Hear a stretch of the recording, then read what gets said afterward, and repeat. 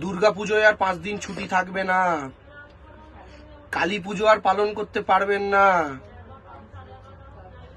ঈদ পালন করতে পারবেন না, ক্রিসমাসে 25শে ডিসেম্বরে পার্কশিটে গিয়ে ভিড় করতে পারবেন না বা ব্যান্ডেল চার্চে যেতে পারবেন না।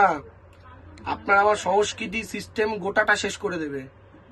আপনি যে ভাষায় কথা বলেন, আমি যে ভাষায় ইন্টারভিউ দিচ্ছি, সেই ভাষাটাও শেষ করে দেওয়া হবে অন্য বাইরে থেকে আসা ভাষার আগ্রাসনে।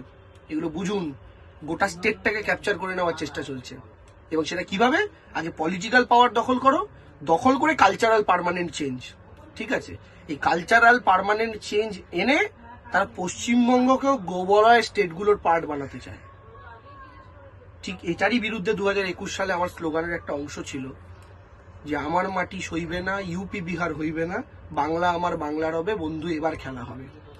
আমি শুধু এবারটা চেঞ্জ করে বলছি যে আমার মাটি সইবে না, ইউপি বিহার হইবে না, বাংলা আমার বাংলার হবে, বন্ধু আবার খেলা হবে। 21-এ হয়েছে, 26-এ হবে। বাংলার পার্মানেন্ট কালচারাল চেঞ্জ আমরা আনতে দেব না।